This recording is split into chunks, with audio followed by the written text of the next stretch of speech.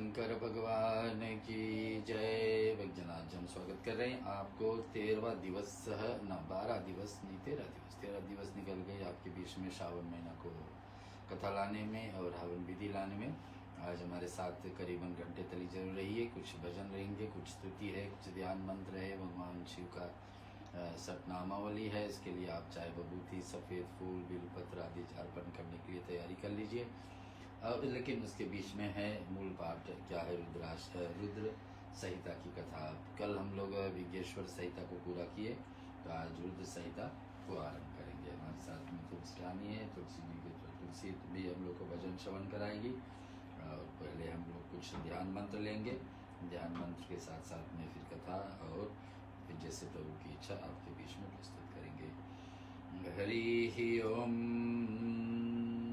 श्रीमन्महागणाधिपतये नमः। ओम श्री सरस्वते नमः। ओम श्री लक्ष्मी नारायणायेभ्यो नमः। ओम श्री उमा महेश्वरायेभ्यो नमः। ओम श्री वाणी हिरण्यगर्भायेभ्यो नमः। ओम श्री मातृपितृचरणकमलेभ्यो नमः। ओम श्री इष्टदेवतायेभ्यो नमः। ओम श्री कुल देवतायेभ्यो नमः। ओम ग्राम देवतायेभ्यो नमः।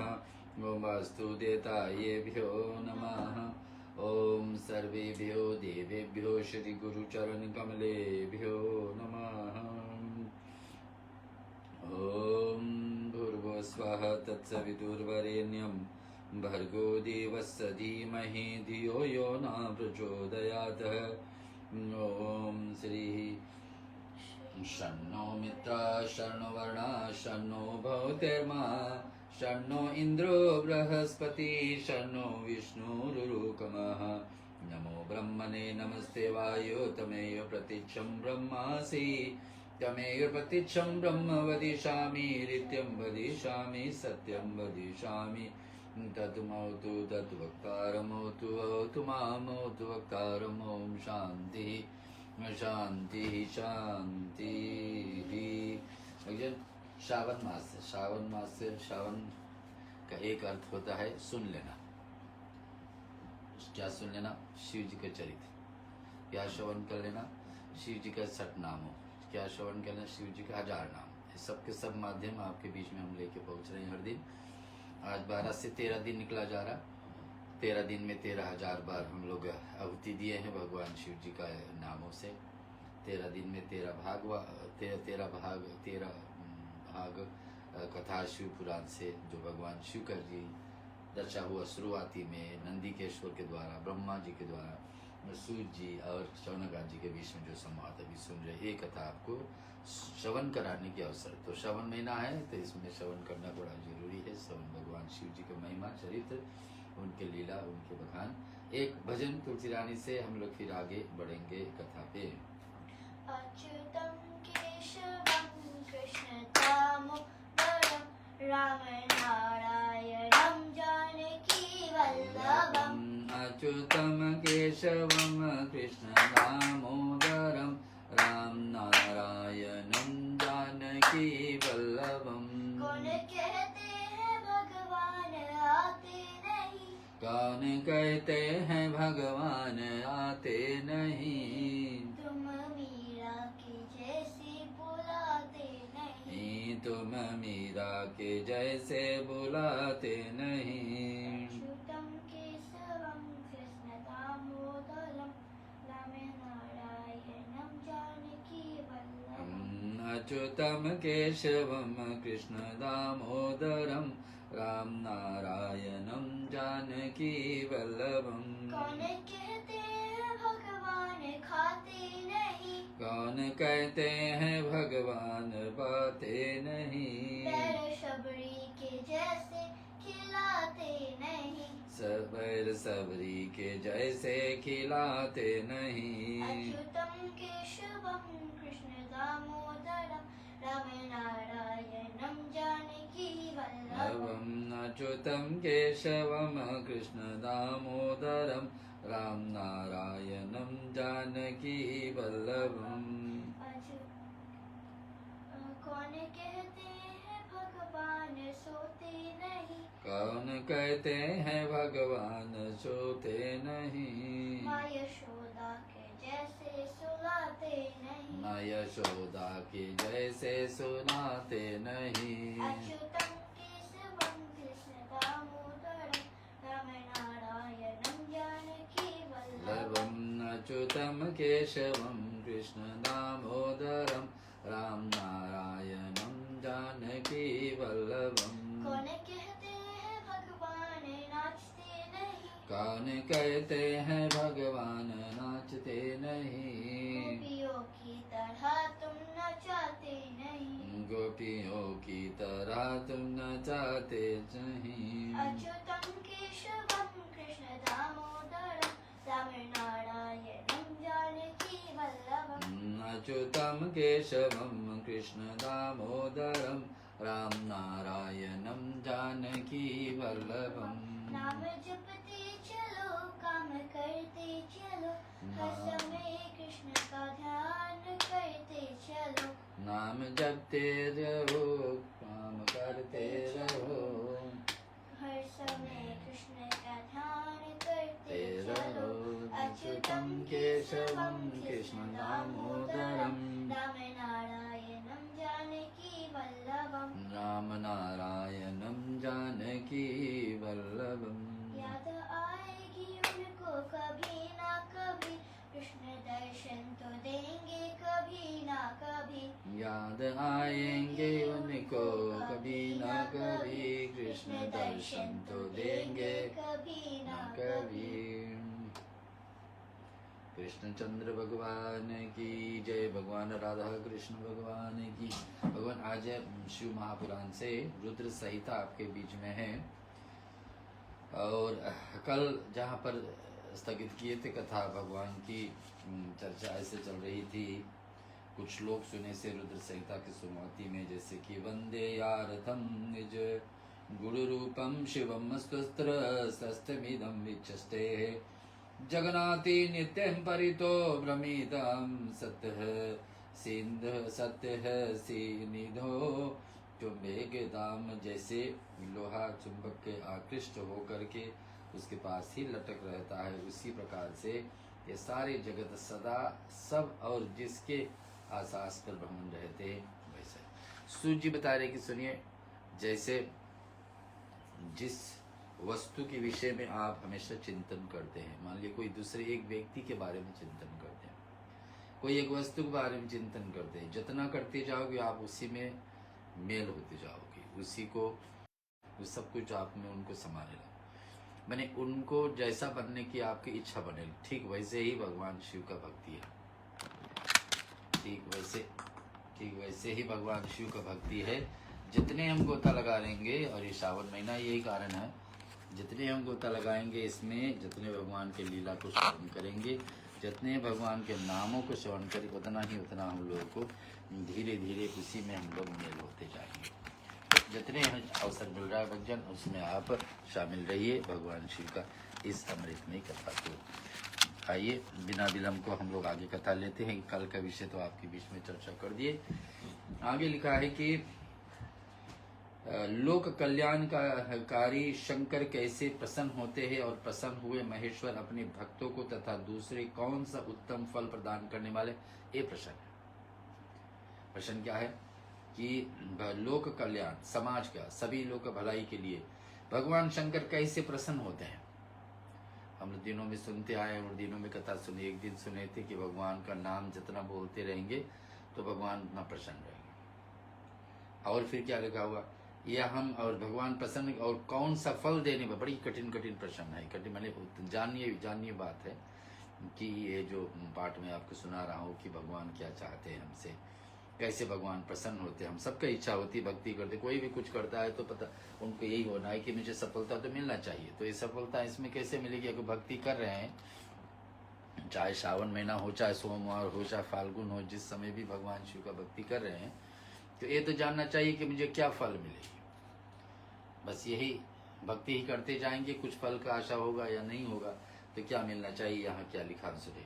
ये सब हमें कहिए, हमें सुनना है कि भगवान शंकर शीघ्र प्रसन्न हो जाते हैं वे महान दयालु है, इसलिए अपने भक्तों को कष्ट नहीं देख सकते हैं। शौनक जी ये भी पूछ रहे हैं सूर्य जी से कि हमने सुना है भगवान शीघ्र ही प्रसन्न होता है, कोई ऐसा देवता है जो शीघ्र ही तुरंत ही प्रसन्न हो जाए? और फिर दूसरा क्या, वो महान दयालु है, दयालु होना एक बात है, तो महान दयालु, दयालु में भी महान। और फिर हमने सुना है कि भगवान शंकर इसलिए अपने भक्तों को कष्ट कभी नहीं देख पाते। भक्त भगवान शंकर का पहले तो लिखा हुआ था कि भगवान थोड़े में ही प्रसन्न हो जाते, फिर प्रसन्न हो जाते हैं तो बात ठीक है, लेकिन उनके ऊपर हमेशा दया रखते हैं, ऐसा बात भी। ब्रह्मा विष्णु महेश ये तीन देवता शिव जी के अंग से उत्पन्न हुए। भगवान ब्रह्मा, हम लोग सुनते हैं ना, भगवान ब्रह्मा जी का एक सर कटी थी शिव जी के द्वारा, भगवान विष्णु भी, तो ये बताते सबकी उत्पत्ति भगवान महेश भगवान शिव जी से हुई। उनकी प्रागट की कथा तथा उनके विशेष चरित्र का वर्णन कीजिए। इतने सारे बातें एक साथ में शौनक जी छोड़ रहे हैं सूर्य जी के पास उनके। और ये आप हम उन उमा के आविर्भाव से और विवाह का भी कथा कही है। तो भगवान शंकर जब उनके साथ पार्वती नहीं थी, उमा नहीं थी, तो भगवान शंकर कैसे क्या करते थे, क्या करते थे, अभी जीवन बिना विवाह के जीवन कैसा था ये भी बताइए। अपनी लीलाओं को भी वर्णन को, गृहस्थ यानी जब विवाह हो गई, पार्वती आकर विराजमान रहेगी हिमालय से, फिर वहां के आगे बताइए। और विशेष करके उनके गृहस्थ का आश्रम था। निष्पाप सूजी, हमारे प्रश्न के उत्तर में आपके ये सब तथा दूसरी बातें भी अवश्य कहना। इतने सारे बात तो बताना ही बताना। जैसे पार्वती मैया ने भगवान शिव जी से पूछे थे राम कथा, तो 4 प्रश्न तो किए और फिर बाद में छोड़ दिए कि भगवान जो और भी उचित लगे कि मुझे जानना चाहिए सो भी बता देना। तो यहाँ ऐसे बात है। शौनक जी और सारे ऋषि मुनि मिल करके सूर्य जी से पूछ रहे हैं कि इतना बातें तो जो हम पूछे उतना तो बताइए, उसके आगे और भी बताइए। क्या आपको ये सब कथा दूसरी बातें भी अवश्य कहिए। तो अब सूर्य जी के ऊपर है कितने बताए। सूर्य जी बोलते सुनो मुनीश्वर, आप लोगों की बड़ी उत्तम बात पूछी है। मैंने कथा बोलने वाला को बड़ा उत्तम लगता है जब कोई ऐसा विषय ला दे, पूछने वालों को ऐसा विषय पूछ दे कि यहाँ की कथा सुनाओ, वहाँ की कथा सुनाओ, तो फिर बड़ा पसंद में आता है कि अरे भाई यही तो हमारा मन बैठता है। तो सूर्य जी को लगता है यही मन तो बैठा था कि कोई ऐसा बात पूछ चाहिए, कोई ऐसा बात पूछे कि शिव जी के ये चरित्र सुनाओ, वो चरित्र सुनाओ। सो आप प्रश्न आ गया। आप सूर्य जी बताएंगे। बनक भगवान सदा शिव ही कथा में आप लोगों को जो अंतरिक्त निष्ठा हुई है उसके लिए आप धन्यवाद के पात्र है कि आप लोग में जो पहले तो सूर्य जी शौनक आदि को धन्यवाद दे रहे। क्यों धन्यवाद दे रहे? कि आप लोग मन में ऐसा विषय उठा ना कि कोई पूछने वाला नहीं, मैंने कथा कोई मांगे नहीं, कोई सुनने की इच्छा नहीं हो तो कथा वो कौन बोलेगा, किसके लिए। तो यहाँ सूर्य जी को प्रसन्नता आ रही कि आप लोग बहुत धन्यवाद के पात्र कि ऐसा प्रश्न उठाए शिव जी के विषय में। फिर आगे भगवान शंकर का गुणवाद, सात्विक, राजस और तामस, ये तीनों प्रकृति मनुष्यों को सदा आनंद प्रदान करने वाले हैं। जो भी हम कुछ करते हैं ये 3 भाग में होता है, चाहे सात्विक है, चाहे राजसिक है, चाहे तामसिक है। जो करने वाला पशुओं को हिंसा करने वाला निष्ठुर कसाई सिवा दूसरे कौन पुरुष है उसे जो गुणवाद को सुनने के उबल सकता हो। जिनके मन से कोई तृष्णा नहीं है, ऐसे महात्मा पुरुष भगवान शिव जी का उन गुणों को गान करता है, क्योंकि वह गुण वाली संसार रूपी रोग की दवा है और मन तथा कानों के प्रिय लगने वाले संपूर्ण मनोरथों को देने वाला ही है। तो बता दे कि शिव जी की कथा क्या है। सोनक जी बताना शुरू करें। अब सुनिए, सूर्य जी बता रहे हैं, सूर्य जी बता रहे सोनक जी से कि सुनिए ये शिव जी की कथा क्या है। ये रोग रूपी के लिए दवा है। रोग किसी के पास है उसको दबाने के लिए दवा है। कौन दवा है? शिव जी की कथा सुनिए। रोग का दवा है। और क्या? मन तथा कानों के लिए प्रिय लगने वाले और संपूर्ण मनोरथ को देने वाले हैं। कान को भी अच्छा लगे, फिर और के मन को भी अच्छा लगे कि शिव जी कथा सुने, और संपूर्ण मनोरथ को देने वाले, संपूर्ण मनोरथ मन की इच्छा। राम सुनो, आप लोगों के प्रश्न के अनुसार मैं यथा बुद्धि प्रयत्न पूर्वक शिव लीला का वर्णन करता हूँ। फिर भगवान सूर्य जी भी बात बता दिए कि शौनक जी सुनिए, मैं क्या सुनाऊंगा आपको कि यथा बुद्धि, व्यक्ति जो कथा बोलता है कितना बोलता है, कैसे बोलता है, क्या बोलता है, यथा बुद्धि अपना जितना बुद्धि वैसे ही। उससे ज्यादा तो नहीं बोल पाएगा, ज्यादा बोलेगा तो यहाँ वहां से सुन करके बोलेगा, लेकिन जितना बुद्धि है, जितना कथा वो पहले सुने हैं, जितना कथा का पहले ज्ञान लिए हैं, और कथा में वो मन बैठ गया और कथा उसको मन भा गया, तो ही दोहरा करके दूसरे को सुनाएगा। तो सुनिए, यथा बुद्धि आप आदर पूर्वक सुनिए। एक भी नियम डालिए, ये कथा सुनना है तो फिर आदर लगाइए। अब ले लापरवाह ऐसे मत बैठ करके सुनिए। कथा में मन लगाना भी एक बात है, मन लगे कथा मन में बैठेगी। आप आदर पूर्वक सुनिए। जैसे आप लोग पूछ रहे हैं, वैसी प्रकार से देव ऋषि नारद जी ने शिव रूपी भगवान विष्णु से प्रेरित होकर अपने पिता से पूछा था। जैसे आप लोग आज शौनक जी से बता रहे सूर्य जी के, जैसे आप लोग आज पूछ रहे, वैसे ही एक बार नारद जी ने भगवान विष्णु से अपने पुत्र नारद का प्रश्न सुनकर शिव भक्त ब्रह्मा जी भी चित्त प्रसन्न होकर गए थे, और वहां पर से मनुष्यों को मुनि शिरोमणि के हर्ष प्रदान करते हुए प्रेम पूर्वक भगवान शिव का यश का गान करते थे। तो ऐसे पहले कथा ब्रह्मा जी ने भी सुने हैं, पहले कथा विष्णु जी भी सुनाए हैं। ये एक समय की बात है कि मुनि शिरोमणि वीरपुवर नारद जी, जो ब्रह्मा जी के पुत्र माने जाते, विंतित चितित से तपस्या मन लगाए थे। हिमालय पर्वत तो कोई एक गुफा था जिसमें बड़ी शोभा संपन्न दिखाई निरंतर वेग पूर्वक बहती थी। वहां एक महान दिव्य आश्रम था जो नाना प्रकार के शोभा से सुशोभित था। दिव्य दर्शी नारद जी तपस्या करने वाले के लिए उसी आश्रम में गए थे।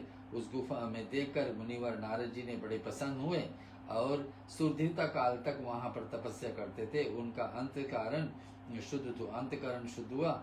वे धीरता पूर्वक आसन बांध करके मौन हो गए और परायण पूर्वक संबोधित स्थित हो जाते। ब्राह्मणों, उन्होंने वह समाधि लगाई जिससे ब्रह्मा जी को साक्षात कराने वाला अहम ब्रह्मा विषम, मैं ब्रह्मा हूँ, या विज्ञान प्रकट हो गया।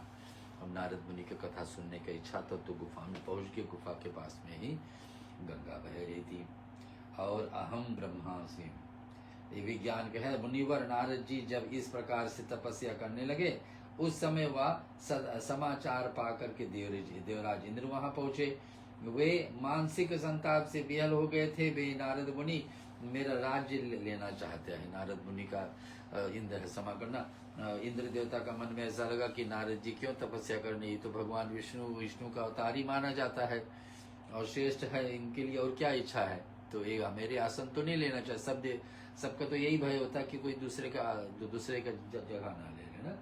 उस समय देवराज अपने मन से कामदेव स्मरण किया। देवराज ने किसको तपस्या किए? कामदेव जो कामनाएं पूर्ण करने वाला है।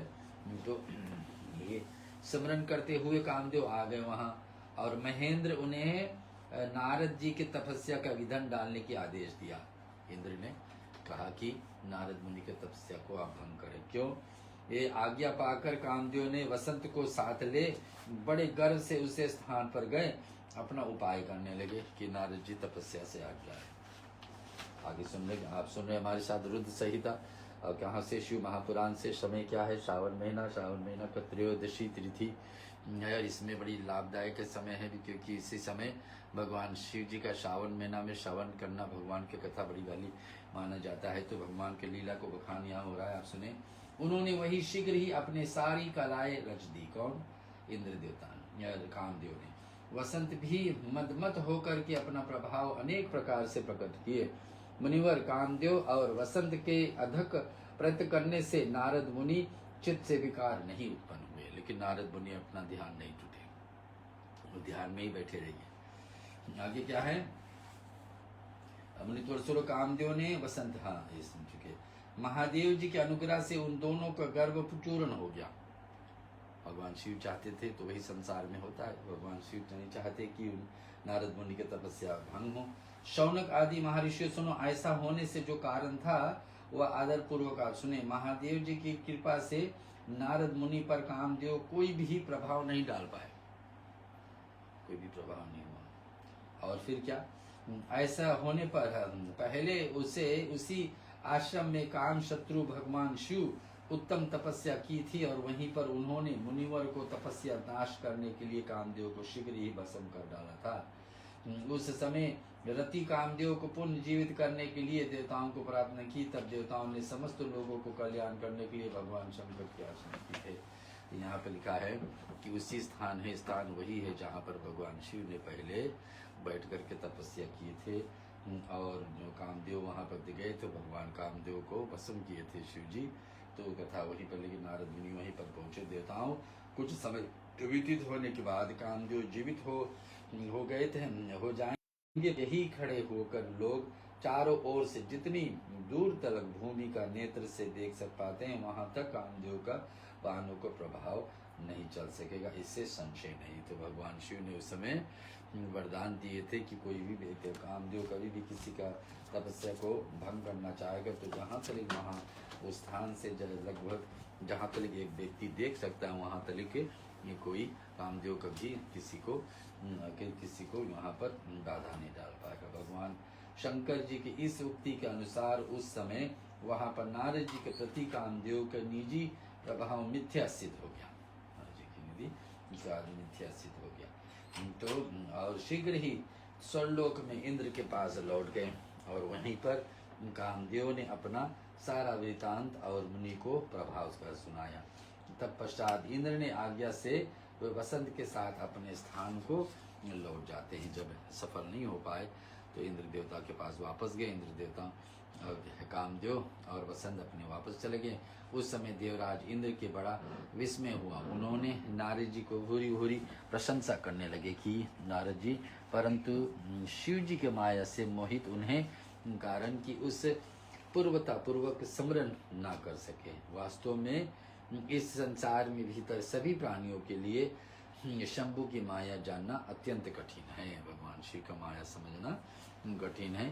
कथा हम लोग को बता रही है, जिससे भगवान शिव के चरणों में अपने आप को समर्पित कर दिया है, उससे भक्त को छोड़ करके शेष सारा जगत उन्हीं की माया से मोहित हो सकता है।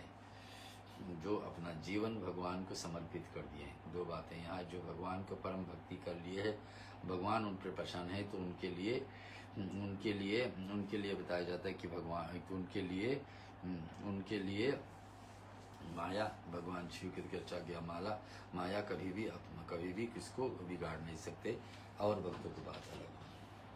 पुरुष बताते कि सुनो, भगवान विष्णु के सामने इसकी चर्चा कदापि मत करना।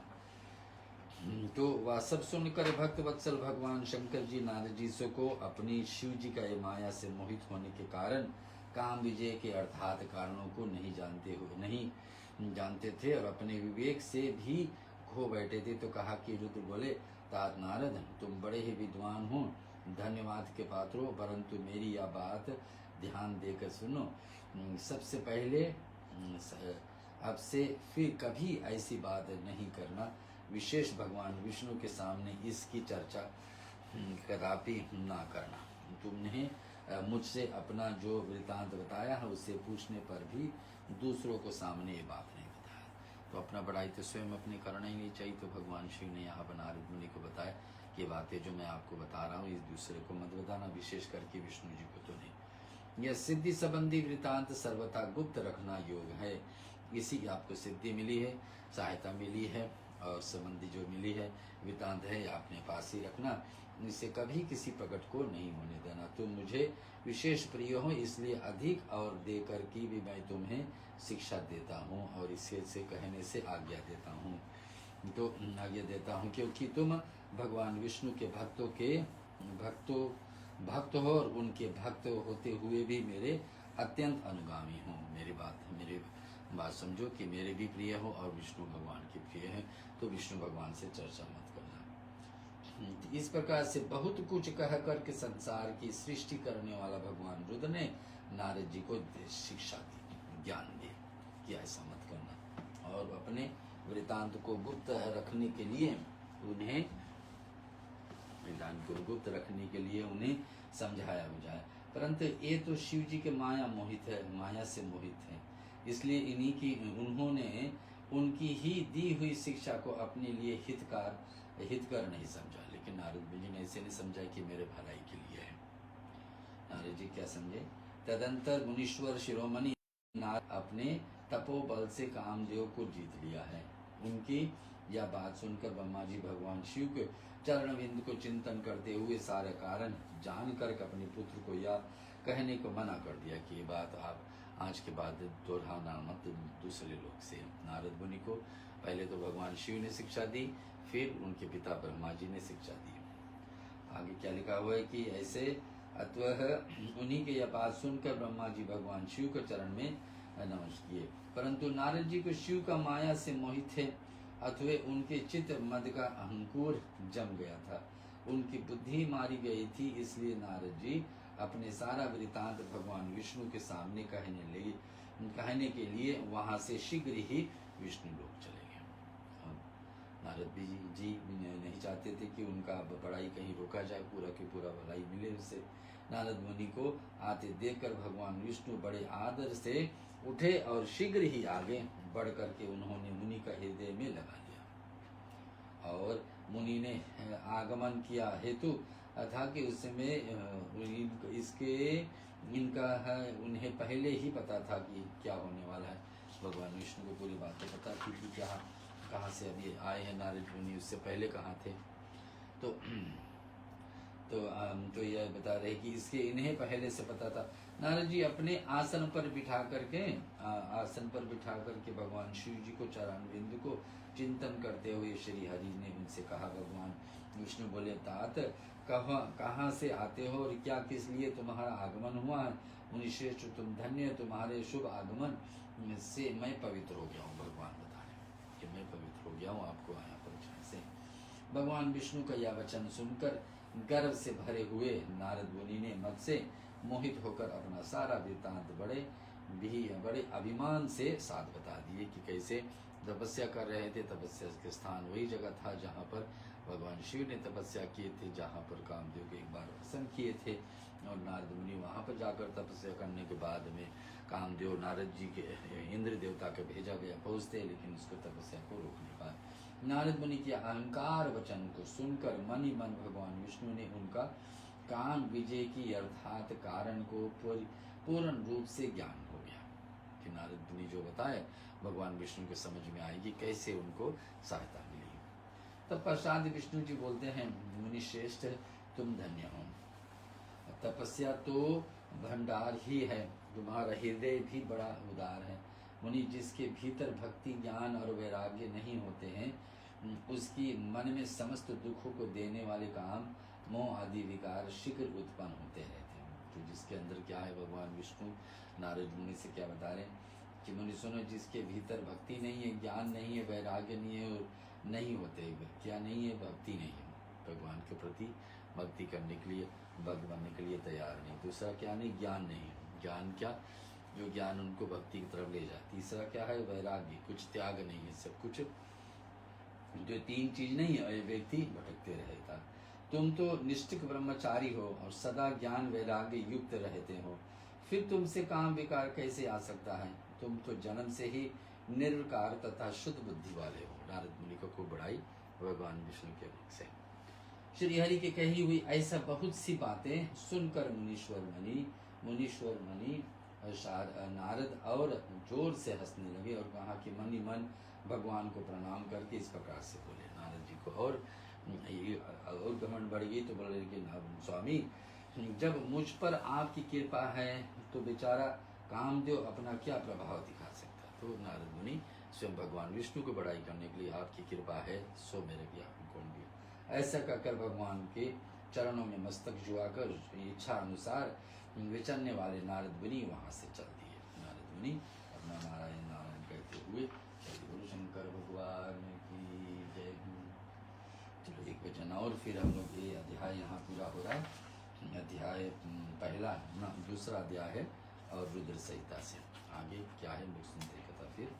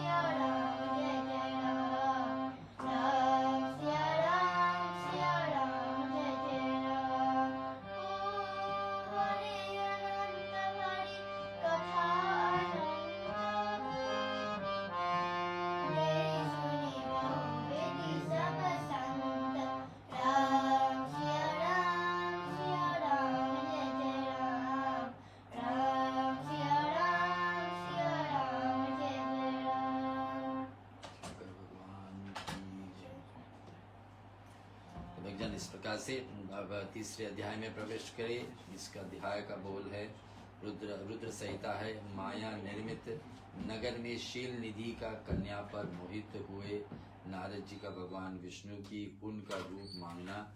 भगवान को अपने रूप के साथ हुए नारद जी शिव गणों को शाप देता है। और सूची बताने लगे, सुनो महर्षि, जब नारद मुनि इच्छा अनुसार वहां से चले गए तब भगवान शिव ने इच्छा अनुसार माया विषाद श्री हरि ने तत्काल अपनी माया प्रकट की। जब नारद मुनि वहां से चल पड़े तो भगवान विष्णु को भगवान शिव जी का स्मरण हुआ और सिमरन से उन्होंने एक माया रचने शुरू की। भगवान उसे अपने बैकुंठ लोक से भी अधिक रमणीय बना दिया कि अभी बैकुंठ लोक से लौटे हैं और यहाँ से कुछ और रमणीय देखने लायक है, तो नारद मुनि को ऐसा स्थान दे दिया। नाना प्रकार के वस्तु वहां पर थी। नगर शोभा बढ़ाती थी और जगह का नाम था शील निधि। वो अपनी पुत्री, एक राजा वहां रहता, शील निधि नामक एक ऐश्वर्य का राजा बना भी दिए, वहां पर राजा रहता था। वो अपनी पुत्री का स्वयंवर करने के लिए उगत थे। उन्होंने महान उत्सव की आयोजन किया था। उनकी कन्या का वरण करने के लिए उत्सुक वो चारों दिशाओं से बहुत से राजकुमारी पधारे हुए थे, जो नाना प्रकार के वेशभूषण धारण करके सुंदर शोभा प्रकाशित हुए थे। और नारद मुनि उसी मार्ग से होकर जा रहे थे। शील निधि नाम के एक देश जो नारद मुनि ने अभी तक कभी नहीं देखे, तो भगवान विष्णु का माया सही है जो शिव जी के ने निवेदन किए थे ऐसा हो तो वहां पर रचे। ऐसा सुंदर राजनगर देखकर नारद जी मोहित हो जाते। जो बता रहे थे नारद मुनि अभी थोड़ा पहले विष्णु भगवान से कह रहे कि मुझे माया कहाँ स्पर्श कर पाएगी, आज एक सुंदर नगर देख करके, वैकुंठ से भी सुंदर ये रूप देख करके मगन हो जाते हैं। और मुनि शिरोमणि नारद जी आया देखकर महाराज शिलनिधि ने शेष रतन में सिंहासन, शिलनिधि ने राजा जो थे एक शेष आसन दिए जिसमें रतन से सारे रतन लिखे हुए जैसे जेमस्टोन्स लगे होते हैं, सिंहासन दिए बैठा ले। तब पश्चात अपनी सुंदरी कन्या को जिसका नाम श्रीमती था बुलवाया और उसके नारद जी ने चरणों में प्रणाम करवा। उसकी कन्या का देखकर नारद मुनि चकित हो गए और बोले, राजन, ये देव कन्या के समान सुंदरी महाभाग कन्या कौन है? देव कन्या, देवताओं के पास ऐसा कन्या होता है, तो यहाँ कैसे? उनकी यह बात सुनकर राजा को हाथ जोड़कर कहा, मुनि, ये मेरी पुत्री है, इसका नाम श्रीमती है और इसके विवाह समय आ गया हूँ, परंतु या अपने लिए सुंदर वर को चुनने के निमित्त स्वयंवर जाने वाले हैं। स्वयंवर में, स्वयंवर यानी जो इन कन्या जिसको नियुक्त करेगी उन्हीं के साथ इसका विवाह। इस समय सब प्रकार के शुभ लक्षण लक्षित है। महर्षि, आप इसका भाग बताइए। अब ये तो नकली देश है, नकली राजा है, नकली कन्या है, नकली समय है, नकली जगह पर है। नारद मुनि से पूछा जाता है, इसमें बताए। नारद जी इस प्रकार से पूछने पर कामदेव विहल हुए। मुनिश्रेष्ठ नारद इस कन्या को प्राप्त करने की इच्छा मन में लिए राजा का संबोधित करके इस प्रकार से बोले, भूपाल सुनो। नारद मुनि कन्या को प्रसन्न करने के लिए और राजा को प्रसन्न करने क्या बोल रहे हैं सुनेंगे कि भूपाल, आपकी यह पुत्री समस्त शुभ लक्षणों से संपन्न है, परम सौभाग्य वाली है। ये तो माया को बनी हुई कन्या है, लेकिन फिर भी वह महान भाग्य के कारण यह धन्य है और जो साक्षात लक्ष्मी जी के भांति समस्त गुणों को अंगार है, गागार है। लक्ष्मी की जैसा, लक्ष्मी जैसा कौन हो सकती है? लक्ष्मी के अवतार सीता हो सकती है, रुक्मणी हो सकती है, लेकिन ये तो नकली कन्या है। लेकिन नारद मुनि के आप सुनते रहे, गुणों का आगार है। इसकी भावी पति निश्चय ही भगवान शंकर के समान वैभवशाली है, सर्वेश्वरी है, किसी के पराजित न होने वाले, किसी से हारने नहीं वाले है। इतने सारी बातें कन्या के विषय में नारद मुनि बता रहे। सर्वेश्वरी है, किसी के पराजित न, वीर है, काम विजयनी तथा संपूर्ण देवताओं को श्रेष्ठ होगा, संपूर्ण देवताओं के जैसा श्रेष्ठ होगी। जलनिधि, ये शील निधि कन्या के विषय में चर्चा चल रही। ऐसा कहकर राजा ने विदा ले इच्छा अनुसार विचरने वाले नारद मुनि वहां से चले गए। वे काम के वशीभूत हो गए ना, लेकिन बस में हो गए। उनका भी इच्छा हो गई कि ये शील निधि कन्या मुझको प्राप्त हो। वे काम के वशीभूत हो गए। शिव जी की माया से उन्हें विशेष मोह डाल दिया था। वे मुनि मनी मन सोचने लगे कि मैं इस राजकुमारी को कैसे प्राप्त करूं। अब इच्छा बढ़ गई। अभी कुछ क्षण पहले विचार ऐसा था, लेकिन माया जहां आई तो ऐसे, मैं उस राजकुमारी को कैसे प्राप्त हूं। स्वयंवर में आए हुए नरेशों में से सबको छोड़कर ये एकमात्र मेरा ही वरण करे, ऐसा संभव कैसे हो सकता। अब स्वयंवर रचा गएगा, बहुत सारे राजा महाराजा कहाँ कहाँ से आएंगे, सब अपना अपना तन मन से, और इनको सबको पछाड़ करके कन्या कैसे मुझको चुने। इस बात को नारद लेके चिंतित हैं। समस्त नारियों को सौंदर्य सर्वथा प्रिय होता है। सौंदर्य को देखकर ही या प्रसन्न पूर्वक ऐसा परम पूर्वक मेरे अधीन हो सकते हैं, इससे संशय नहीं है। तो ये कैसे मेरे अधीन हो जाए, मेरे में ही गले माला डाल दे, मेरे को ही स्वीकार कर ले स्वयंवर में, ये नारद जी का चिंता। ऐसा विचार करके काम से विहलित हुए मुनिवर नारद भगवान विष्णु को रूप ग्रहण करने के लिए तत्काल उनके लोक में जा पहुंचे। सोचे कि विष्णु भगवान तो परम सौंदर्य हैं, जिसको हम लोग कहते हैं पुरुषोत्तम, उत्तम पुरुष। भगवान विष्णु को एक नाम है ना, पुरुषोत्तम। तो उनका रूप मिल जाए तो फिर सर्वश्रेष्ठ हो जाएगा। विष्णु लोक पहुंच गया। वहां भगवान विष्णु को प्रणाम करके उससे कहा कि बोले भगवान, मैं एकांत में आपसे अपना सारा वृत्तांत कहूंगा। यह बहुत अच्छा है कहकर लक्ष्मीपति विष्णु नारद जी के साथ एकांत में बैठ गए और बोले मुनि, अब आप अपनी बात बताइए। भगवान विष्णु को तो सब पता है, लेकिन नारद मुनि से पूछ रहे आपके क्या संशय है। नारद जी ने बोला कि भगवान, आपके भक्त जो राजा शील निधि हैं, वे सदा धर्म पालन तत्पर रहते हैं। उसकी एक विशाल लोचना कन्या है जो बहुत ही सुंदरी है। उसका नाम श्रीमती है और वह विश्व मोहिनी के रूप में विख्यात है और तीनों लोक में सबसे अधिक सुंदरी है। लक्ष्मी को भी पीछे अधिक सुंदरी है और वह विश्व मोहिनी है, विश्व को मोहित करने वाले, विश्व यानी सारे संसार को मोहित करने वाले। और आज मैं शीघ्र ही उस कन्या का विवाह करना चाहता हूँ। अभी कुछ दिन या घंटे पहले ही नारद मुनि का कैसा विचार था भाई साहब। आज भी शीघ्र में राजा शील निधि अपने पुत्री की इच्छा के स्वयंवर रचाए हैं, इसलिए चारों दिशाओं में वहां शास्त्रों राजकुमार, हजारों राजकुमार इकट्ठा हो रहे हैं। पधारे हैं नाथ, आपका प्रिय सेवक हूं मैं। अब आप मुझे अपना स्वरूप दे दीजिए, जिससे राजकुमारी श्रीमती निश्चय ही मुझको ही वर चुन ले। भगवान विष्णु से मांग नारद जी का। सूत जी कहते हैं महर्षि नारद मुनि तो ऐसी बात सुनकर भगवान मधुसूदन हंस पड़े और भगवान शंकर के प्रभाव से अनुभव करके उन दयालु प्रभु ने उन्हें इस प्रकार से उत्तर दिया। विष्णु भगवान बोले, मुनि तुम अपने अभीष्ट स्थान को जाओ, मैं उसी तरह पर तुम्हारा हित साधन करूंगा।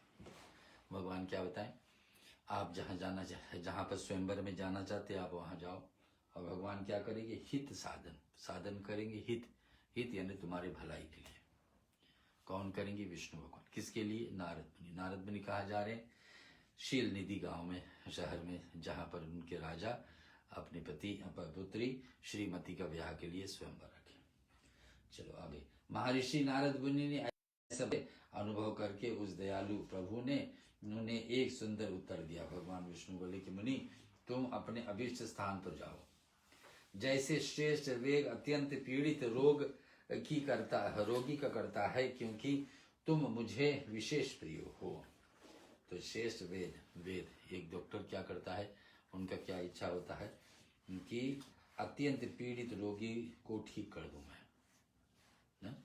जो ज्यादा से ज्यादा रोगी हो वेद के डॉक्टर के पास पहुंच जाए, उसका लक्ष्य यही होता है कि इसको मैं ठीक कर दूं, क्योंकि तुम विशेष प्रिय हो। तो भगवान विष्णु भी ऐसे चाहते हैं, मेरे परम भक्त हैं, इनको मैं ठीक करना चाहता हूँ। कैसे ठीक करेंगे तो भगवान जानते। ऐसे कहकर भगवान विष्णु ने नारद मुनि को मुख तो बानर को दे दिया और शेष अंगों अपने जैसा स्वरूप दे दिया। हाथ पैर और सब भगवान विष्णु अपने जैसे दे दिए, लेकिन उनका मुख कैसे दे दिए, बानर का जैसे। अब नारद मुनि उस स्वयंवर में पहुंच रहे जल निधि का। जहां पर देखेंगे कि स्वयंवर आएगा। ऐसे कहकर भगवान विष्णु ने भगवान की पूर्वोक्त बात सुनकर और उनका मनोहर रूप प्राप्त हो गया समझकर नारद मुनि बड़ा हर्ष के साथ गया। वे अपने कृतकृत मानने हैं लगे। भगवान ने क्या प्रयत्न किया था इसके ये समझ न आया कि भगवान क्या तैयारी करके मुझे भेजे होंगे। अपना रूप अपना शकल अपने आप को देखे नहीं, सीधे पहुंच गए वहां पर। शिशु ने कृतार्थ हो गए इसके वे समझ गए। तदंतर मुनिश्रेष्ठ नारद शीघ्र ही उस स्थान पर पहुंचे जहां पर राजा शिलनिधि राजकुमारी की भरी हुई स्वयंवर सभा में आयोजन किया था। वीर पवरों यानी कि शौनक आदि ऋषियों, सूर्य जी बता रहे सुनो, राजकुमारी अब पुत्रों से घिरा हुआ वह दिव्य स्वयंवर सभा दूसरी इंद्र सभा के समान अत्यंत शोभा पा। इंद्र देवता के सभा में कौन? इंद्र देवता का है, देवताओं का राजा है, तो उनमें सब कौन बैठते हैं? सारे देवताओं बैठते हैं। तो अब दशा क्या आ रही है कि इंद्र देवता की सभा जैसे है वैसे इस सभा को रचा गया है जल निधि के महल में। तो आगे क्या लिखा है कि ये भगवान विष्णु के समान रूप धारण किए हुए हैं अथवा कुमारी अवश्य मेरा ही वर्ण करेंगे, दूसरे को नहीं। मुनिश्रेष्ठ नारद जी यह ज्ञात नहीं था कि मेरा मुंह कितना कुरूप है, बानर जैसा है, बानर है। उस सभा में बैठे हुए सब मनुष्य मुनि के उनके पूर्व रूप को ही देखा। राजकुमार आदि कोई भी उनके रूप को परिवर्तन रहस्य को ना जान सके कि कौन था। नारद था और अभी बानर के रूप धारण करके बैठे हैं। वहां नारद जी रक्षा के लिए भगवान रुद्र का दो पार्षद आए जो ब्राह्मण का रूप धारण किए हुए गुण भाव से वहां बैठे थे। वे ही नारद जी का रूप परिवर्तन उत्तम भेद को जानते थे। भगवान शिव को भेजा हुआ दो पार्षद आए थे, उनको दोनों को पता था कि नारद मुनि कौन है इसमें से और क्यों ऐसा रूप धारण किए। भक्तजन आप सुन रहे हैं रुद्र संहिता शिव महापुराण से, जो समय है श्रावण महीना और आज त्रयोदशी है। मुनि का कामवेश को मूड हुआ जान वे दोनों पार्षद उनके निकट गए और आपसे बातचीत करते हुए उनको हंसी उड़ाने लगे। नारद जी का कौन? जो शिव भगवान की तरफ से पार्षद आए, परंतु मुनि को काम से विहुल हो रहे थे अतः उन्होंने उनकी अर्थात बात भी अनसुनी कर दी। मुनि तो लेकिन मुनि के ऊपर काम प्रभावित रहा तो उसको ये सब बात सुनी नहीं है। उसको तो ये था कि हम ये कन्या को पालेंगे। अतः उन्होंने उनकी अर्थात बात जो अनसुनी देखती हुए मोहित हो श्रीमती के प्राप्त करने की इच्छा से उसका आगमन इस सभा में और मुझको सुनेगी, मुझको नियुक्त करेगी। इस बीच में वह सुंदरी राजकन्या स्त्रियों से घिरी हुई अंतःपुर से वहां आ गई, अंतःपुर से आई गई। अब वह अपने हाथ में सोने का एक सुंदर माला ले रखी थी और वह शुभ लक्षणा राजकुमारी स्वयंवर का मध्य भाग में लक्ष्मी के समान खड़ी हुई और पूर्व शोभा दे रही थी। और सभा में वो जलनिधि राजा का कन्या श्रीमती आ गई। उत्तम व्रत पालन करने वाला या भूप कन्या माला हाथ में लेकर अपने मन के अनुरूप वर का अन्वेष करते हुए सारी सभा में भ्रमण करती रही। नारद मुनि भगवान विष्णु का समान शरीर और बानर जैसा मुंह देख करके वह कुपित हो गए और उनकी ओर से दृष्टि हटा करके प्रसन्न मन से दूसरी ओर चली गई। नारद मुनि की तरफ देखी ही नहीं। मुख बानर का है, शरीर चाहे भगवान विष्णु का है। स्वयंवर सभा में अपने मन वंचित वर को ना देखकर वह भयभीत हो गई। स्वयंवर में पूरे मन वंचित अपने जो चाहत वर था वो नहीं मिली तो अब क्या करेगी, देखकर भयभीत हो गई, भय आ गया उसमें। राजकुमारी ने उस सभा को भीतर चुपचाप खड़ी हो गई।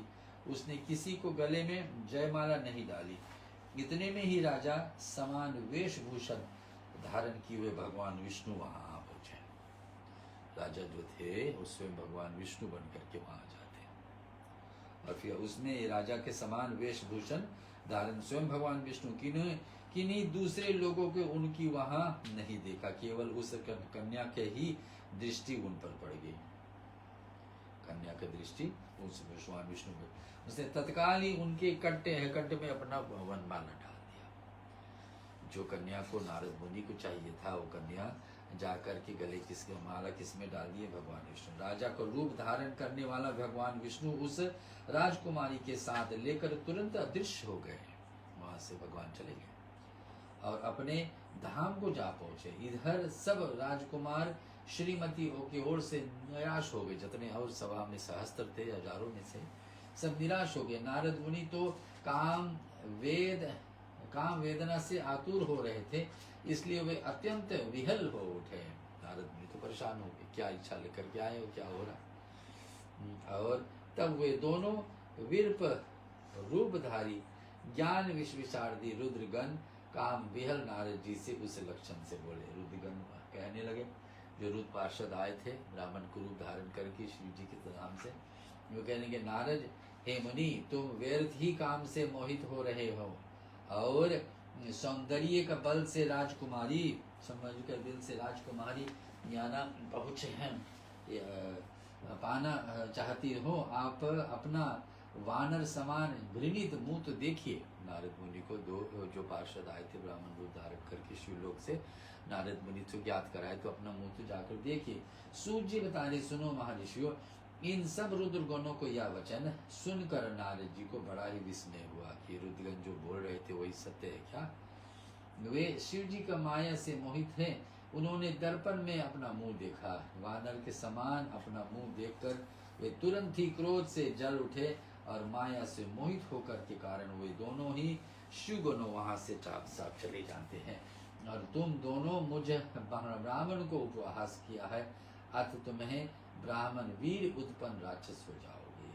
वीर से राक्षस हो जाओगे, राक्षस स्वभाव के रहोगे, चाहे ब्राह्मण में जन्मोगे लेकिन राक्षस स्वभाव के रहोगे। तो ये श्राप नारद मुनि को दो पार्षद जो शिवलोक से आए थे और यहाँ नारद को देखे इस दशा में, उनसे इस बात को बोलते हैं।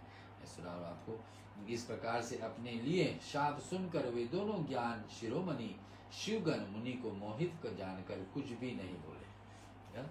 जब जान गए नारद मुनि इतने क्रोध में और कुछ भी शाप दे सकते तो कुछ भी नहीं बोले। और वे सदा ही घटनाओं से भगवान शिव जी की इच्छा मान लेते, अथ उदासीन भाव से अपने। और इसी प्रकार से अध्याय तीसरा यहाँ पूरा होता। बोलो शंकर भगवान की जय। हम लोग थोड़े क्षण में भगवान शिव जी का 60 नाम सुनेंगे, 108 नाम सुनेंगे। आप कुछ तैयारी कर लीजिए शिव जी को अर्पण करने के लिए, बेलपत्र हो, भभूति हो, सफेद फूल हो। एक छोटी सी अध्याय फिर और सुनते हैं। नारद जी का भगवान विष्णु को क्रोध पूर्वक फटकारना और शाप देना।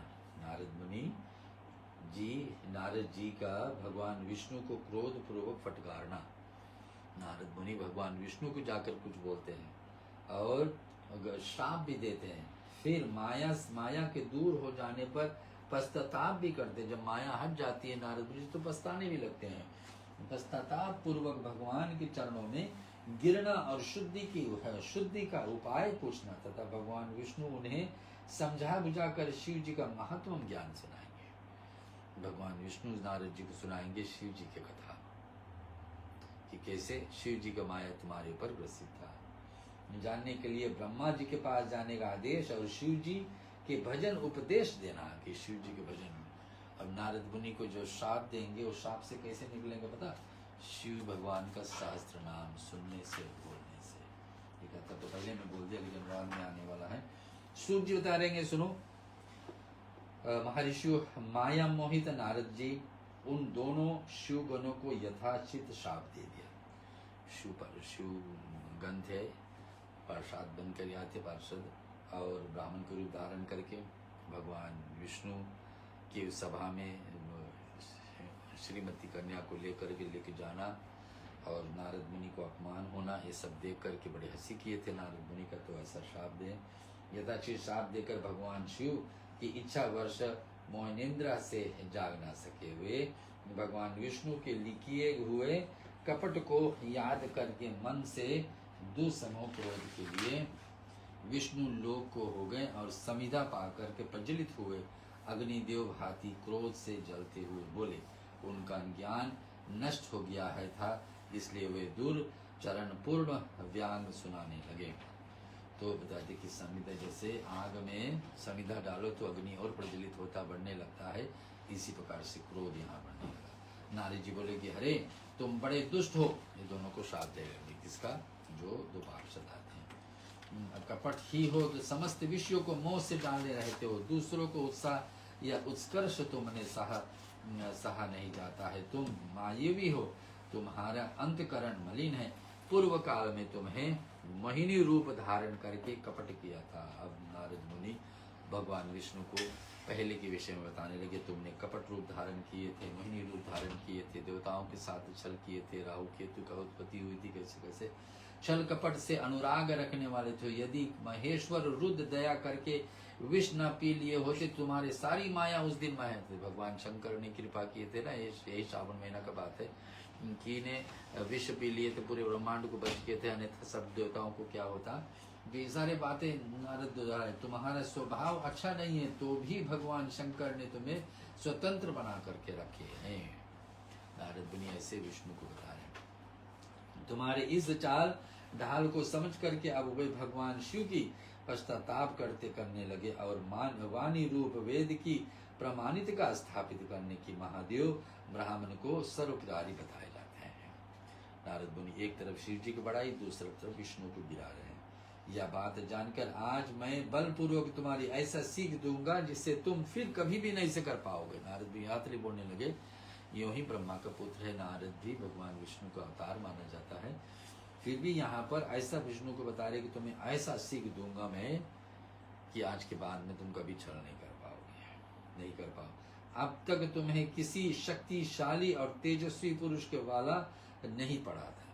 विष्णु भगवान के बताएं कि आज तक तुम्हारे कोई शक्तिशाला और तेज व्यक्ति नहीं तुम्हारे आए, इस कारण से आप ऐसे करते रहे गलत। इसलिए आज तक तुम्हें निडर बने हुए थे, परंतु विष्णु अब तुम्हें अपनी करनी का पूरा फल मिलेगा। तो ये बातें भगवान विष्णु को नारद मुनि कह रहे। भगवान कथा को यहाँ छोड़ना पड़ेगा, एक छोटा सा छाना लेकर के भगवान विष्णु को ऐसा कहा, विष्णु से ऐसा कहकर माया मोहित नारद मुनि अपने ब्रह्म तेज से प्रदर्शन करते हुए क्रोध के खिन्न हो उठे और शाप देते हुए बोले, विष्णु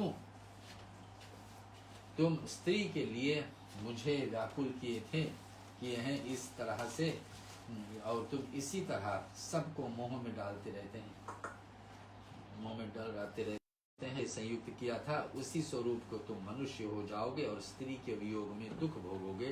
तुम जिन वानरों को समान मेरा मुंह बनवाया था वही तुम्हें उस समय सहायक प्रदान करेंगे। तो ये भगवान राम को आने का कारण बन जाकर कि विष्णु भगवान को श्राप मिल गया कि तुमने जैसे बानर मुंह मेरा बनवाए थे, तुम एक पत्नी का वित्सा के लिए हम बैठे थे तो तुम्हारी पत्नी एक बार ऐसे हरण होंगे। ये सब कारण भगवान विष्णु को राम अवतारी के लिए इधर खींच रहे हैं। कथा समय अभाव यहाँ पर छोड़ रहे हैं। थोड़ा से भगवान का नाम और नाम के उपरांत फिर हम लोग क्षमा प्रार्थना के तरफ चलेंगे। आज 13वां दिन हो गया आपके बीच में इस बात को लाने के लिए। शिव महापुराण कथा तो बड़ी विस्तार है, बड़ी दूसरे कांड में ही पहुंचे हैं। चलिए कुछ भगवती अर्पण करिए, ओम नमः शिवाय बोलिए 108 बार, अथवा सफेद फूल है बेल पत्र जो साथ।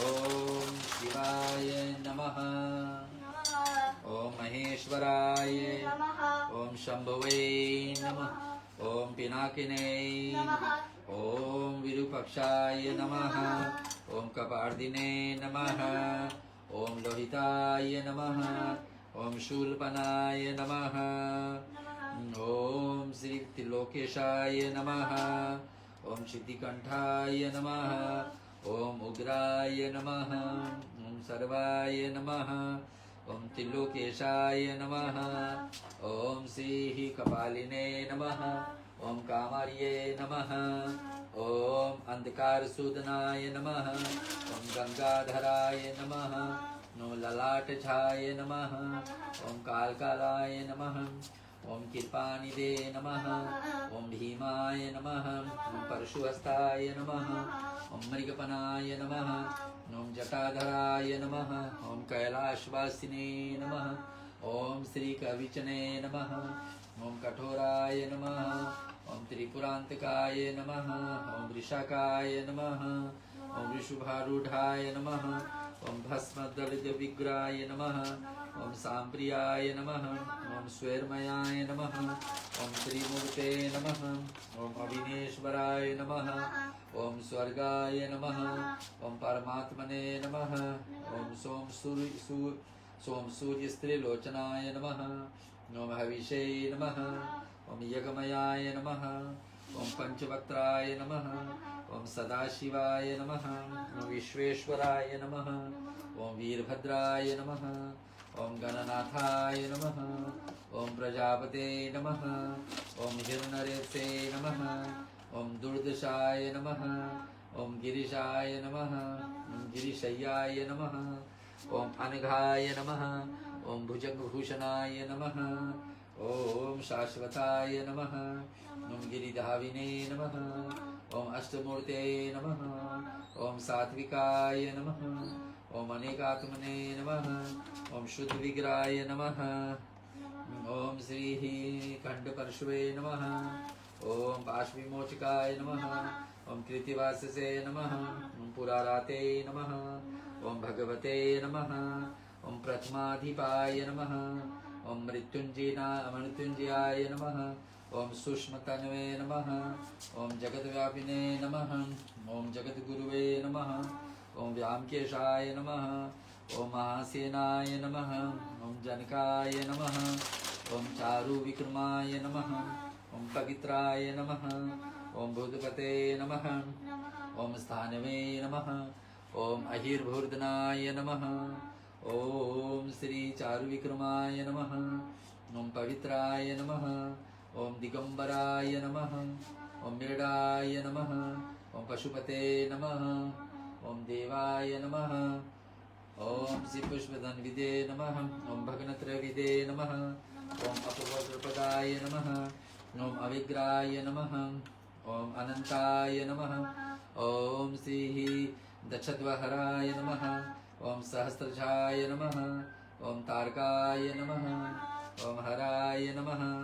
ओम सहस्त्रपदे नमः। ओम परमेश्वराय नमः। रुद्राष्टक का पाठ हम लोग करेंगे। ये शिव जी का सतनाम यहाँ पर पूरा हो रहा हमारे साथ आप ये पिछले घंटे तक भगवान शिव का आराधना हम लोग किए। नारद मुनि का अभिमान का भंग करना भगवान शिव का माया के द्वारा।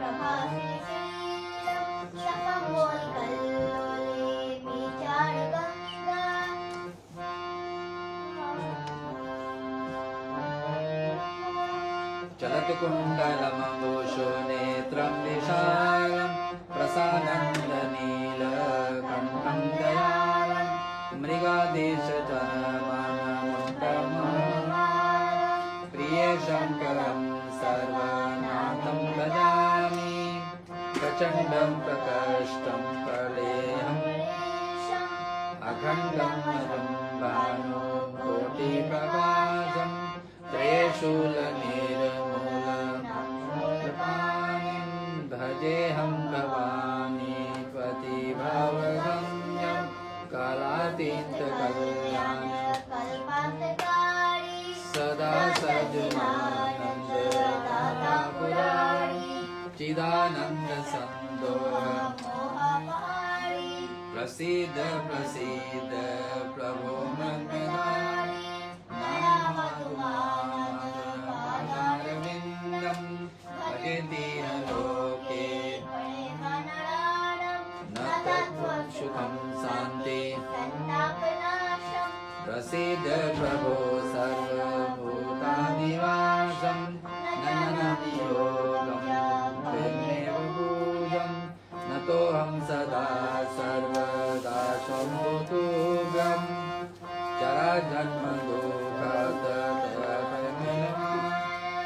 प्रभु पाइया